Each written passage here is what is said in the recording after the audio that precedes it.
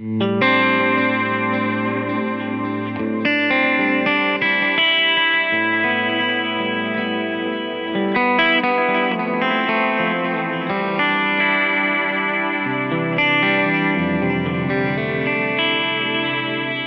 what's up? How you doing? This is Bob Lanzetti. Just showing off my new Fodera signature guitar at Reverb.com. They approached me at a gig and just asked me if I'd be interested in checking out their guitars, because I didn't even know they had made guitars at that time. So I went down, checked them out. I really liked them a lot, and they said they could build me one like my Strat if I wanted. The Strat I have is a Tokai Strat, actually. So it's a Japanese copy. It's not even a real Fender. And so they built it with like the same exact specs. It's like the same wood, maple neck and alder body, same pickups.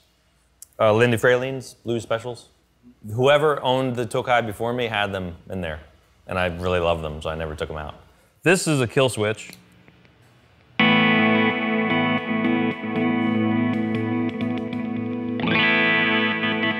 This just activates all three pickups. It has almost like a telly vibe at times with certain settings, so I really like that option. And it's not like super stratty, which I was into staying away from. So, but I got this like, I don't know, last year, maybe 9 months ago or something. And it's great, so I've been using this a lot.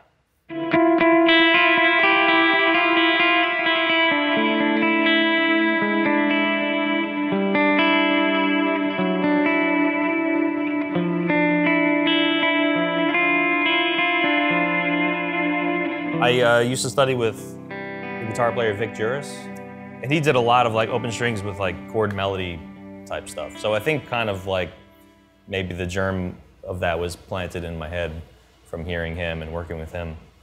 Also, I'm a huge Wayne Krantz fan, who also does like a lot of open string type things.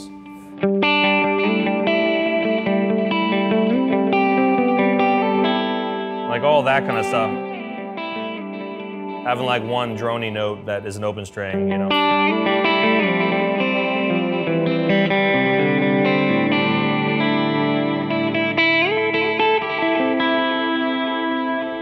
I feel like I tend to do things with the G string open, kind of maybe these three strings more often. Because with those three, I feel like I can do things where it's the middle voice. Whereas these three would be more of like a bass thing. And I kind of find myself liking that middle voice staying the same more often, So, which maybe is kind of like a Wayne Krantz type thing.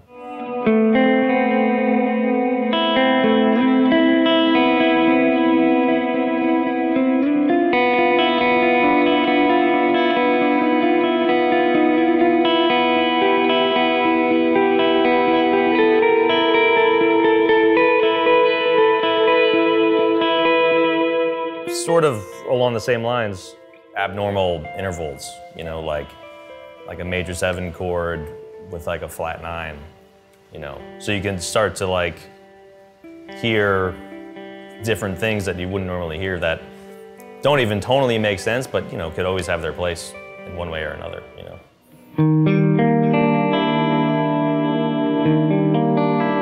So E flat major 7 with a flat 9 on the top. It's a nice sound, even though it makes no sense in a way. It's a nice sound. Or you can do it. And so you can explore those. You could do like a sharp 9 too. The tension that it creates was just always something that was appealing to me. And the interesting thing about guitar is that the way it's set up makes it sometimes difficult to play those clusters.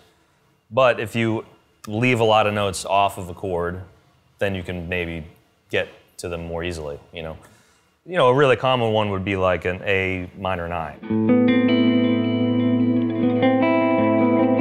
So instead of playing all those notes, you could do just those two. If there's a bass player especially, it's still just gonna sound like an A minor 9. Taking that idea further, you know, well, you can play that B with an open string. Now you have a lot more freedom. So what if you put like a 13 on there as well? That could be here. So now you have, that's a perfect fifth. So you got one larger interval and one small one. You can put a G on there.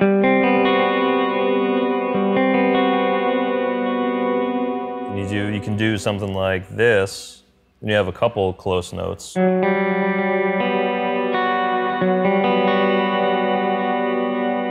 that's like that's with the 6 and a lower register.